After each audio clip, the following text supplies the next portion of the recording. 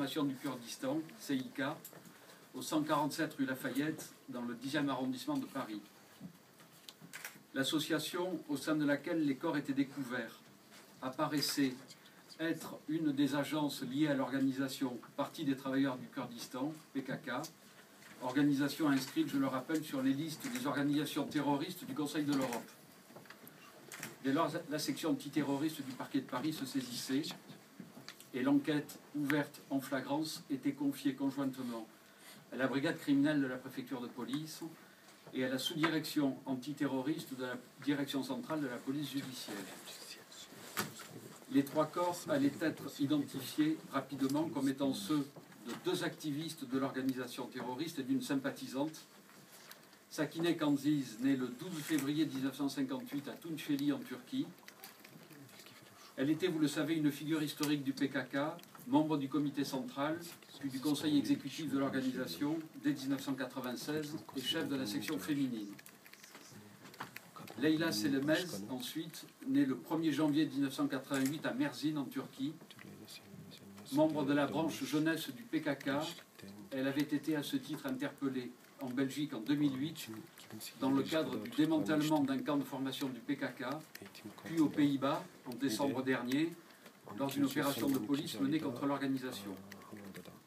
Enfin, Fidan Doğan, née le 17 janvier 1984 à Elbistan en Turquie, présidente de fait du CIK, donc Centre d'information du Kurdistan. Elle était depuis 2008 membre du Congrès national du Kurdistan. Les autopsies pratiquées sur les corps à l'Institut médico-légal de Paris permettaient de relever que les trois victimes avaient été tuées de plusieurs balles dans la tête, respectivement 4 balles contre Fidan Doğan et 3 contre Leyla Selemez et Sakine Kanziz. Aucune trace de lutte ou de violence n'était relevée, ce qui correspondait aux constatations faites par ailleurs dans l'appartement où ne régnait aucun désordre. L'appartement ne paraissait en effet pas avoir été fouillé. Les constatations balistiques, quant à elles, permettaient de conclure que les 10 coups de feu avaient été tirés avec une seule et même arme, le calibre 7,65. En revanche, l'arme proprement dite des faits n'a pas été retrouvée et il n'est pas possible, aujourd'hui en l'état du dossier, de dire s'il s'agit d'un pistolet mitrailleur ou d'un pistolet automatique dans lequel auraient été mis plusieurs chargeurs. Enfin, sur l'une des douilles, une empreinte génétique partielle était mise en évidence.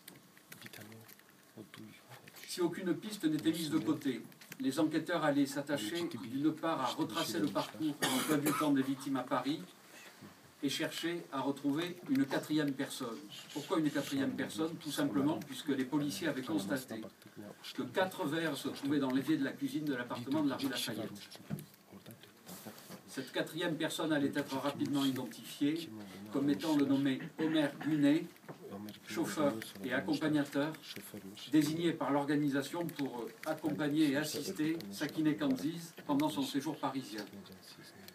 En effet, le niveau hiérarchique de celle-ci au sein du PKK conduisait l'organisation à lui assurer ce service. Ömer Güney allait se présenter à la brigade criminelle où il était amené par l'une des proches